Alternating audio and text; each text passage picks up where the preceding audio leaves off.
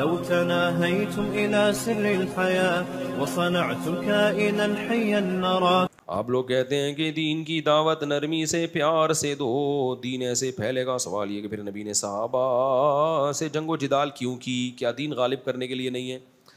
نبی صلی اللہ علیہ وسلم نے جو جنگ و جدال کی وہ جہاد کے میدان میں کی ہے, اور جہاد کے لیے کچھ شرائط اور اصول اور ضابطے ہیں جو کتابوں میں لکھے ہیں, قرآن و حدیث سے صحابہ فقہا نے نکالے ہیں کہ جہاد کی دو قسمیں. ایک ہے آپ نے خود کسی ملک پہ چڑھائی کرنی ہے, اس کی الگ شرائط ہیں. ایک ہے کوئی ملک آپ کے اوپر چڑھائی کر دے تو آپ نے اس سے کیسے نمٹنا ہے, اس کی الگ شرطیں ہیں.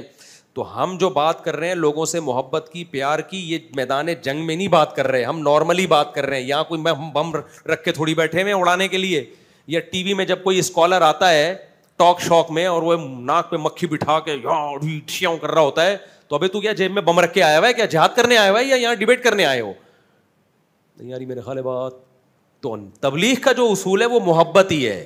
جیسے اللہ نے موسیٰ علیہ السلام کو فرعون کے پاس بھیجا تو یہ نہیں فرمایا کہ جاتے ہی یوں پٹکی دے کے گرانا اس کو, فرعون کو, اور یوں جو ہے نا اس کو گرا کے پٹخ کے اس کو بولنا تیرا باپ بھی مسلمان ہوگا, نہیں ہوا تو تلوار سے تیری گردن اڑا دوں گا میں.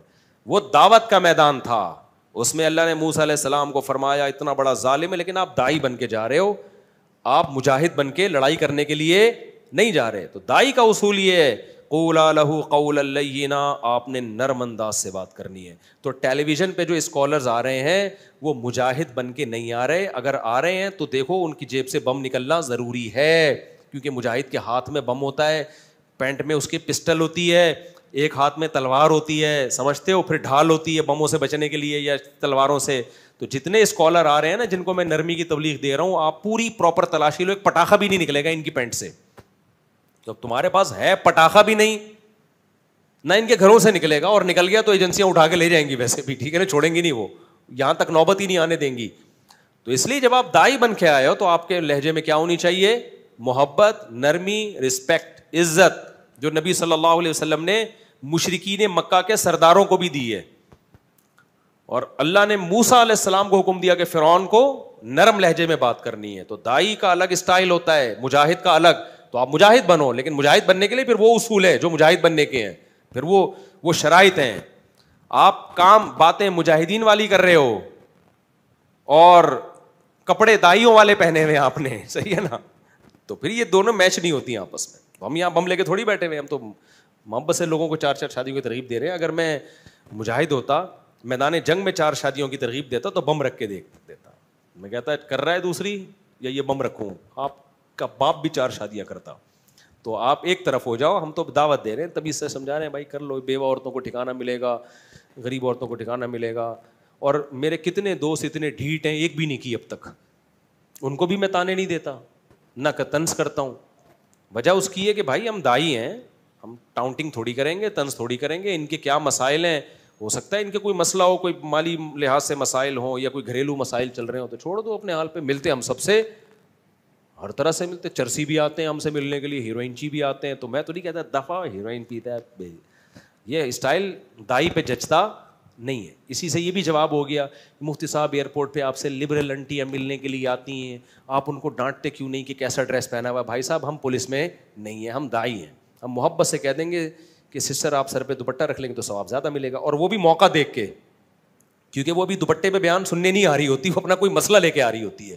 ایسے موقع پہ دوپٹے کے فضائل بیان کرنا بے موقع فضیلت ہو جائے گی. تو ہر چیز کا ایک موقع ہوتا ہے. دین کی دعوت کو پھینکنا نہیں ہے میرے بھائی, پھینکنا نہیں ہے.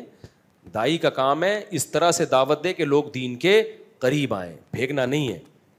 آج کل ہو یہ رہا ہے کہ ڈائریکٹ جہنم سے بات شروع ہو رہی ہے, تو وہ پھر مسئلہ خراب ہو جاتا ہے. اچھا میرے بھائی, میرے دوستوں سے جب کہتا ہوں کہ ہاں جو غزہ میں جو کچھ ہو رہا ہے نا اس پہ محبت نہیں بنتی ہے. جو لڑائی ہو رہی ہے نا, لڑائی میدان جنگ میں جو وہاں ہم غزہ کے مجاہدین سے نہیں کہیں گے کہ اسرائیلیوں کو محبت سے سمجھاؤ. ہم کہیں محبت کی زبان سمجھنے والی یہ قوم نہیں. ان کو آپ جس حد تک بم سے سمجھا سکتے ہیں, اگر ٹینک سے کام کر سکتے ہیں تو بم نہیں ہے, ٹینک سے کام کریں. میزائل ہو جہاں تو بم نہیں بلکہ میزائل کا استعمال کرو آپ. تو وہاں ہمارا اصول کچھ اور ہے, تو میدان جنگ کے اصول کچھ اور ہے, یہاں اصول کچھ اور ہے. اچھا میرے بھائی, میں دوستوں سے کہتا ہوں کہ گانے نہیں چلاؤ گے تو ساتھ چلوں گا. تو ایک دوست کہتا ہے ٹھیک ہے, لیکن اگر ہم اس طرح کریں گے تو ہر جگہ اللہ کی نافرمانی ہوگی, پھر تو گھر سے باہر ہی نہ نکلے. بھائی اپنے کام سے ہر جگہ جاؤ, کوئی گناہ ہو رہا ہے تو وہ خود بھگتیں گے, سمجھتے ہو. نافرمانی والی جگہ پہ بلا ضرورت جانا جائز نہیں ہے. کوئی ضرورت ہو تو. اب دیکھو ایک آدمی شراب خانے میں گھسا ہوا ہے, شراب پہ چل رہی ہیں, میوزک چل رہا ہے, لڑکیاں ناچ رہی ہیں, یہ وہاں ٹانگ پہ ٹانگ رکھ کے بیٹھا ہوا ہے, کہہ رہے ہیں میں تو ویسے ہی آیا ہوں. ہم اس کو منع کریں گے؟ ناجائز جگہ پہ بیٹھنا کیا ہے, حرام ہے. منع کریں گے نا اس کو کہ یار یہ نائٹ کلب ہے, لڑکیاں ناچ رہی ہیں, تو آیا وہیں آگے بیٹھا ہوا ہے, تیرا کیا کام ہے یہاں پہ. لیکن اگر وہ کہے وسیم میرا قرضہ لے کے بھاگا ہوا ہے یہاں شراب پینے کے لیے, جب تک کم بخت یہ مجھے پتا ہے میں باہر بیٹھا ہی دوسرے دروازے سے نکل جائے گا, اس کے انتظار میں بیٹھا ہوا ہوں, اب ہم کیا کہیں گے؟ ویل ڈن, بیٹھا رہے, یہی کہیں گے نا. بھائی کوئی شرابی اندر گیا ہوا ہے, اس کے پیسے لے کے نائٹ کلب میں ناچ رہا ہے, اس کو پتا ہے گیٹ پہ انتظار کیا تو ارلی جانب سے ٹاپ کے نکل جائے گا. تو اب یہ نائٹ کلب کے اندر بھی بیٹھے گا, جا کے وہاں انتظار بھی کرے گا. اب یہ نہیں کہا جائے گا لڑکیاں ناچ رہی ہیں تو یہاں کیوں بیٹھا ہوا ہے, کہہ رہا ہے میں لڑکیوں کا ناچ دیکھنے کے لیے نہیں بیٹھا ہوا, وسیم میرے پیسے لے کے بھاگا ہوا ہے. تو وہاں ہم کہیں گے بھائی ٹھیک ہے ایک مجبوری ہے. تو بس میں آپ سفر کر رہے ہو, گانے لگا دے, اب آپ کیا روڈ پہ اترو گے؟ کہاں جب ٹکٹ دیا ہوا ہے آپ نے, ٹکٹ ضائع ہو جائے گا آپ کا, وہ مجبوری ہے آپ کی. جہاں مجبوری نہیں ہے وہاں منع ہے. تو مجبوری کبھی دینی بھی ہو سکتی ہے, صرف دنیاوی نہیں ہوتی. آپ اپنے پیسے لینے کے لیے اگر نائٹ کلب میں جا کے بیٹھ گئے ہو تو یہ ایک ضرورت ہے. تو دین کی دعوت اور تبلیغ بھی ایک ضرورت ہے. بعض دفعہ ایسی جگہوں پہ ایک مبلغ کو جانا پڑتا ہے, اور جہاں اس کا کام, اس کی نیت یہ نہیں ہوتی کہ میں وہاں جا کے گناہ کروں گا, بلکہ اس کی نیت ہوتی ہے میں اصلاح کروں گا. تو اصلاح کے لیے تو جانا لازمی ہے.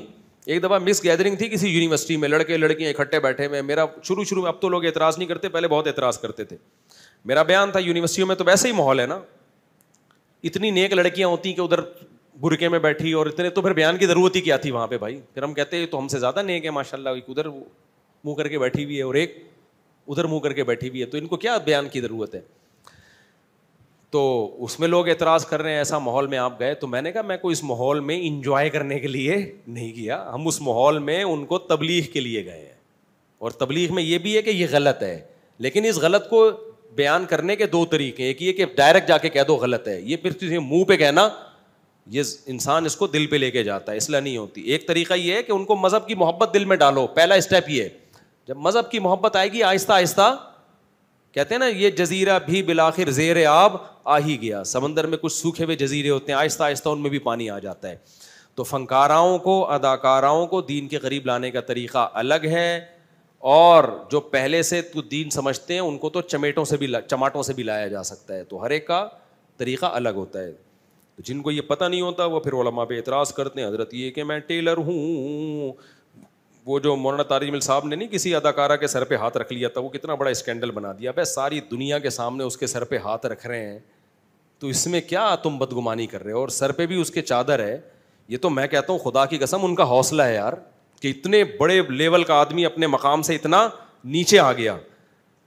وہ کوئی اس اداکارہ سے کوئی ریلیشن تھوڑی بنانا چاہ رہے ہیں, اس کو دین کی اور قیامت کے دن اگر وہ دھکے دے کے نکال دیں, وہ قیامت کے دن کہہ سکتی ہے اللہ میں گئی تھی عقیدت محبت میں, ایک جگہ مجھے امید تھی کہ کچھ مجھے دین کا کچھ سیکھنے کو ملے گا, انہوں نے دھکے دے کے نکال دیا.